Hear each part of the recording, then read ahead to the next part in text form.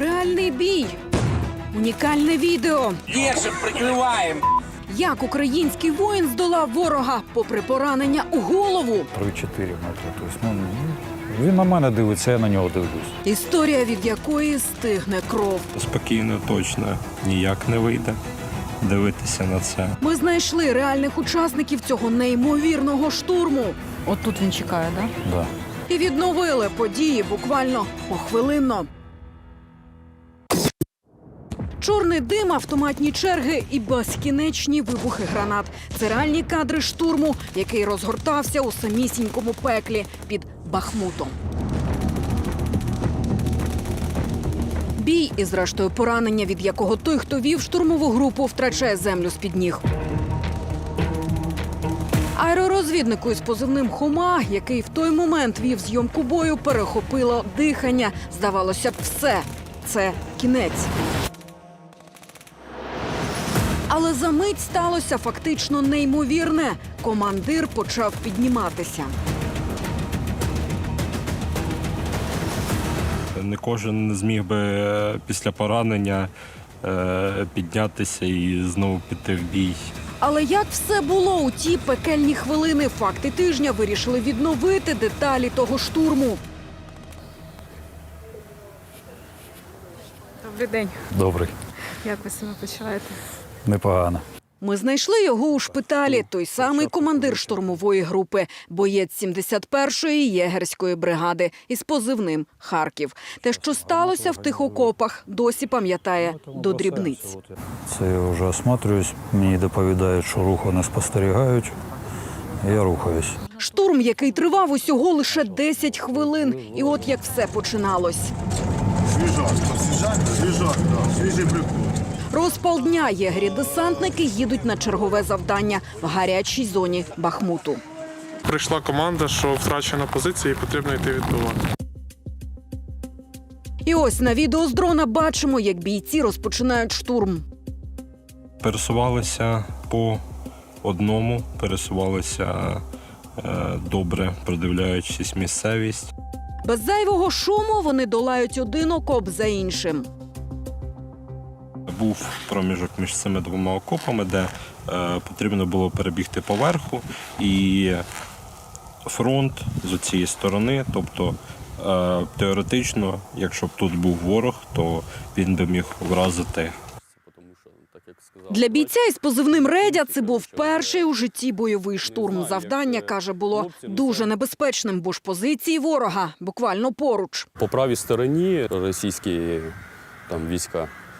Відстань справа десь до цих окопів була, я не знаю, там, де вони окопувались, десь, може, метрів 30.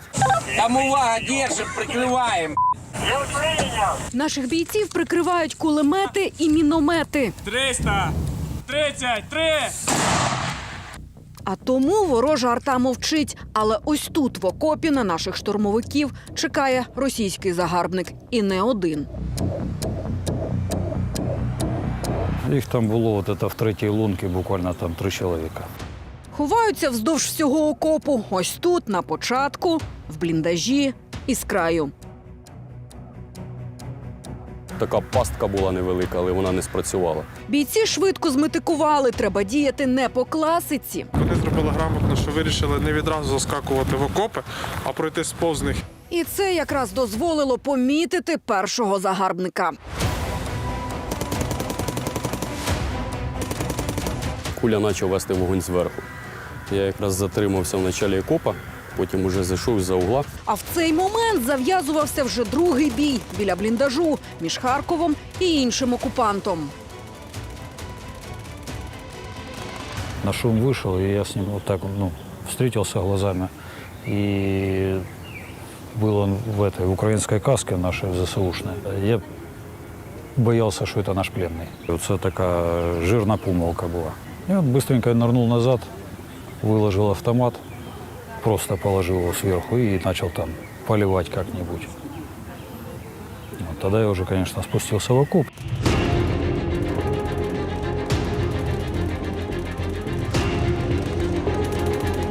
У хід йшли не кулі, а переважно гранати. Нам повезло, то, что мы в вот этой лунке, вернее, в ячейке, там, такие, штук 10 их гранат было. Вот мы просто їхніми гранатами їх і забросали. Харків на той момент вже був поранений. То спочатку палець відстрелило. Я вже, так, дивлюсь, болтається в перчатці просто. Але другий удар, здавалось, став смертельним. Ось видно, як боєць падає на землю.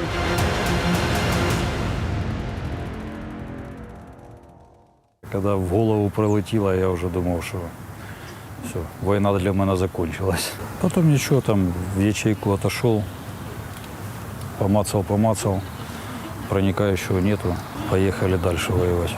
Штурм, якщо він починається, він має бути закінчений. Маючи поранення голови, Харків продовжує бій. Гранати – все, що у нього було проти ворога, поки не отримав ще одне поранення. Оце мені руку пробило.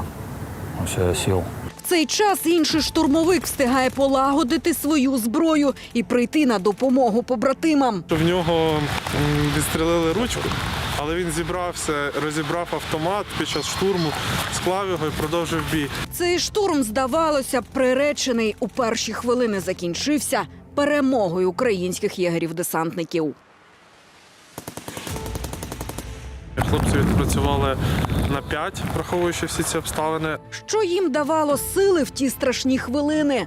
Розуміння, що за спиною життя інших побратимів, що це їхня земля, за кожен метр якої треба боротись. І все ж ненависть до ворога, який прийшов до наших мирних людей. У мене к русским віддільна любов. Та позиція під Бахмутом тоді залишилась під контролем української армії. Важлива, як і кожна діляночка міста, об яке ворог ламає зуби вже понад півроку. Завдяки героїзму і мужності таких бійців фортеця Бахмут стоїть. Попереду у поранених бійців тривала реабілітація. Попри це, вони вже думають, коли зможуть повернутися знов на фронт.